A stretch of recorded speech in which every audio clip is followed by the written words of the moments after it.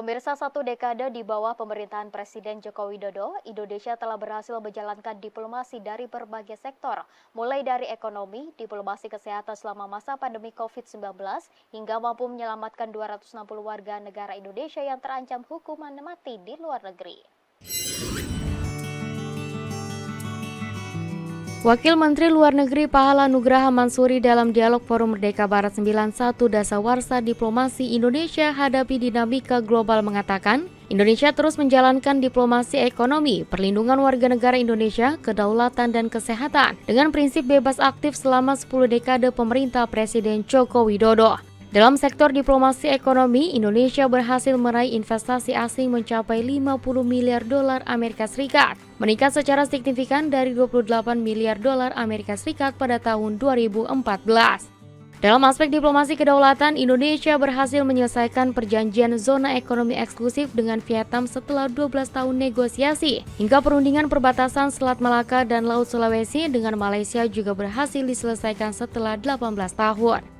Selain itu, dari segi perlindungan warga negara Indonesia, Kementerian Luar Negeri juga telah menyelesaikan sekitar 218.000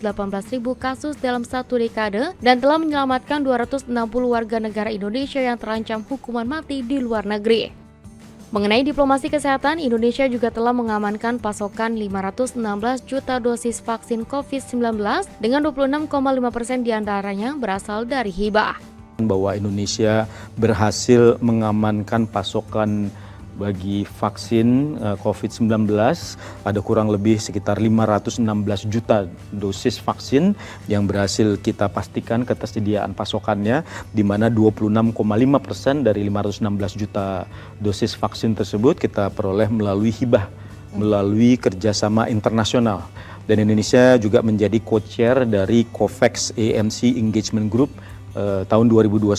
guna memastikan adanya akses vaksin yang lebih berkeadilan bagi negara-negara berkembang. Jadi bukan hanya untuk bisa menangani permasalahan COVID yang pada waktu itu kita hadapi saja, tetapi juga memastikan bahwa kita memiliki kesiapan yang lebih baik lagi apabila terjadi pandemi di masa datang. Pahala juga menyebutkan capaian lainnya yang telah diselesaikan selama kepemimpinan Presiden Joko Widodo pada 10 tahun terakhir, yaitu penyelesaian kesepakatan kemitraan ekonomi komprehensif CEPA dengan beberapa negara termasuk Korea Selatan, Australia, Uni Emirat Arab, dan Chili, yang diharapkan dapat memperluas akses pasar untuk produk Indonesia di kancah internasional.